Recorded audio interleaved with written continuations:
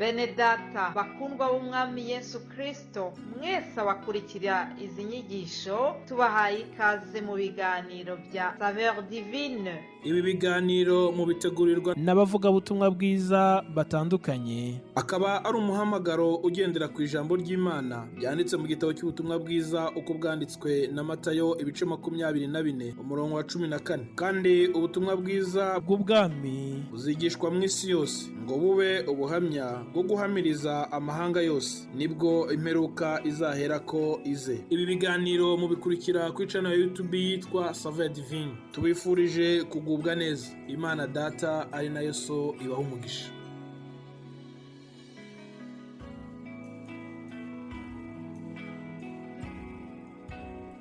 Yesu ashimwe. Bahaye ikaze mwese abakurikira ibi biganiro byacu bya Saveur Divine binyura kuri WhatsApp ndetse no kuri YouTube. Amahoro ya Kristo nabane namwe.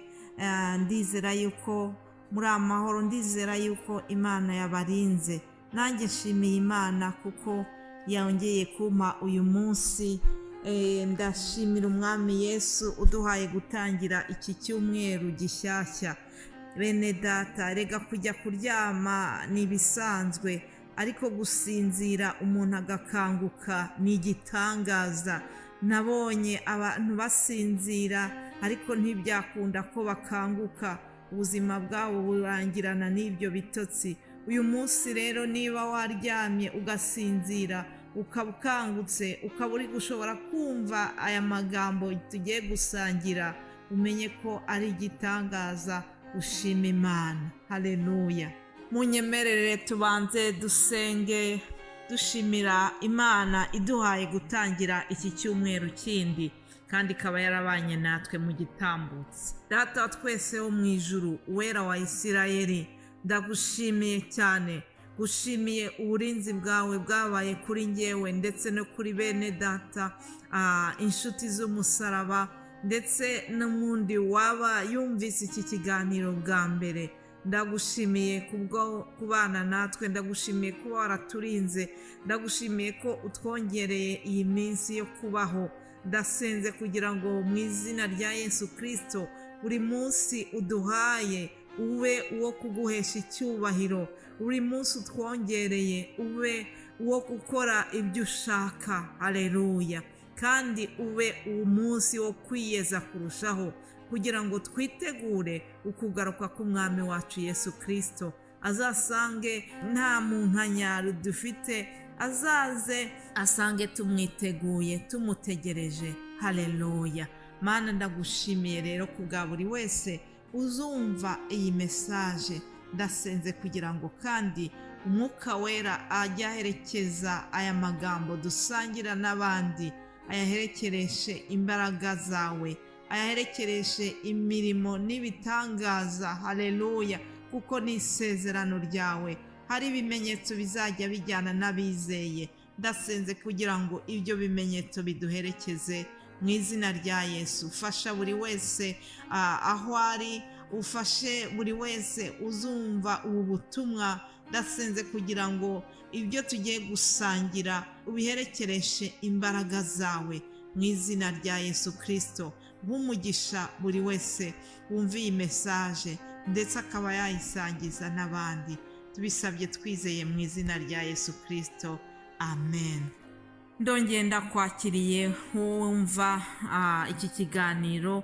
Hanyuma nk'uko mubimenyereye abasanzwe bumva bino biganiro, buri wa mbere mbagezaho ijambo ry'urufunguzo. Ntabwo mbanze kwigisha. Mu by'ukuri ndashima Imana yuko hari abigisha yiteguriye kandi babikora neza. Aho ngabo nibo badusangiza ibi biganiro muri iki cyumweru tuba dutangiye. Hanyuma mbere yuko ariko tubagezaho ijambo tuzaganiraho, muzi yuko njya ntanga ijambo ritoya ry'urufunguzo. Uyu munsi tukaba dufite ijambo rivuga ngo gumana ukwizera. Haleluya. Gumana ibyiringiro. Turasoma Yobu 14 umurongo wa 7. Haravuga ngo erega hariho ibyiringiro yuko igiti iyo gitemwe cyongera gushibuka kandi kikajya kigira amashami y'ibitontome.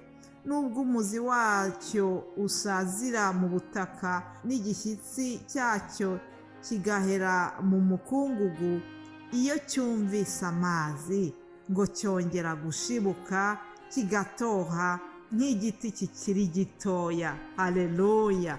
Iyo igiti cyatemwe, igiti cyumye, ngo cyumvise amazi cyongera gushibuka kigatoha nk'igiti kikiri gitoya. Haleluya! Aya ni amagambo umukozi w'Imana Yobu yavuze. Yobu yayavuze ariko ari mu bihe bikomeye, ari mu gahinda kenshi, mu gihe yari yatewe n'ibyago binyuranye. Abasomye Bibiliya kenshi murabizi, ni umuntu wapfushije abana be, abura ibintu bye. Hari ibyago byinshi byamugwiririye, nubwo yari umuntu wubaha Imana, nubwo Imana yari yamutangiye ubuhamya bwiza imbere ya Satani, ikamwirahira, irabwira Satani ngo mbese wabonye umukozi wanjye Yobu ukuntu ankunda, ukuntu anyubaha. Ariko nubwo byari bimeze gutyo, Imana yemeye yuko Yobu ageragezwa, yemera yuko ibyago bimugeraho. Nshuti wowe unyumva, birashoboka ko waba nawe uri kugeragezwa. Ndakwinginze kugira ngo ntiwicire urubanza. Hari igihe Imana yemera yuko tugeragezwa, hari igihe Imana yemera ko ibyo byose bitugeraho kugira ngo iziheshe icyubahiro mu buzima bwacu.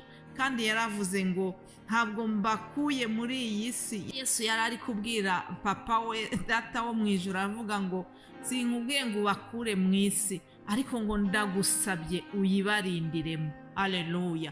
Mu isi rero tujya duhura n'ibitugerageza, ariko Imana ikayiturindiramo, ikagendana natwe mu bitugerageza. Hanyuma rero Yobu muri ibyo byose Imana yari iri kumwe nawe. Hanyuma aza gutanga iyi mesaje yo kugira ngo yerekane ibyiringiro yari afite mu Mana. Aravuga ngo nubwo igiti cyaba cyaratemwe kirongera kigashibuka. Wowe uri kunyumva, nawe birashoboka ko waba waratemwe, birashoboka yuko waba uri guca mu bikomeye, ariko haracyari ibyiringiro. Haleluya! Uyu munsi nje kukubwira ngo muri iyo ndwara iguteye ubwoba, iyo ndwara abaganga bavuze yuko uzafata imiti ubuzima bwawe bwose, byashoboka ko Imana igukiza, ikongera ikaguha ubuzima ugatangara. Numvise ubuhamya bwa benshi bajya bavuga ati nari ndwaye sida ndayikira, hati nari ndwaye diyabete mfata imiti, maze imyaka 15 mfata imiti, hati Imana irankiza burundu. Birashoboka rero ko naho igiti cyaba cyaratemwe cyongera kigashibuka. Ndagusaba kugira ngo wongere ugire ibyiringiro, wongere ugire kwizera. Ngiyo igiti cyumvise amazi cyongera gushibuka. Haleluya! Ndashimira Yesu yuko tujya twumva amazi y'ubugingo. Aya mazi ni ijambo ry'Imana, aya mazi n'ibi bintu byose dukura mu ijambo ry'Imana nibyo bidutunga. Ni amazi meza y'ubugingo, ni amagambo yose ava kuri Yesu Kristo. Haleluya! Ya magambo Petero yari yarumvise akabwira Yesu ngo mbese twakuva hehe tukajya hehe, ko ari wowe ufite amagambo y'ubugingo. Rero aya magambo agereranywa n'amazi iki giti cyumvise cyongera gushibuka. Ndakwinginga kugira ngo nawe wongere wumve ibyo Imana itubwira muri iri jambo ryayo. Wongere usabe Umwuka Wera kugira ngo aguhe imbaraga. Ndasenga kugira ngo nukuri wongererwe ibyiringiro. Niba hari aho Satani yakwihereranye akakubeshya ko bitagishobotse, ndakwinginze kugira ngo umubwire ngo byose bishobokera uwizera. Ubwire Satani ngo njyewe ngo mpagararanye n'umugabo ukomeye, ngo mpagararanye n'umwami utwara abami bose. Haleluya! Rero gumana ibyiringiro, ongera wizere, ongera ugire ibyishimo mu izina rya Yesu Kristo. haracyari ibyiringiro yuko igiti naho cyaba cyaratemwe iyo cyumvise amazi kirongera kigashibuka kigatoha nk'igiti kikiri gitoya. Imana ibaha umugisha. Haleluya. Hanyuma abamenyereye nanone ibi biganiro muzi yuko buri cyumweru tuba dufite teme dukurikiye ijambo tugenderaho twese, haba mu rurimi rw'igifaransa haba no mu zindi ndimi. Twigisha kuri bimwe, tuvuga kuri teme imwe tukayigenderaho twese. Iki cyumweru rero tuzaganira ku rwandiko Pawulo yandikiye Filemoni. Urwandiko Pawulo yandikiye Filemoni ni urwandiko rutoya cyane, ni igitabo gitoya cyane kigizwe na chapitre imwe gusa. Nubwo kigaragara nk'aho ari igitabo gitoya cyane, ariko naje gusanga harimo amasomo menshi. Hejuru y'ubutumwa bwo gusabira Onesimo imbabazi, akaba ari byo Pawulo yaragambiriye cyane yandikira Filemoni, hejuru y'ibyo ngibyo harimo n'ayandi masomo twakura muri iki gitabo. Imana ishimwe kuko yaduhaye ijambo ryayo. Bibiliya ni inyanja. Haleluya. Hari byinshi rero tuziga muri iki gitabo. Imana ibaha umugisha. Mbifurije kugubwa neza, mbifurije kongera kugira ibyiringiro. Uwari ucitse intege yongerwe mu imbaraga, mu izina rya Yesu Kristo, umwami n'umukiza wacu. Amen.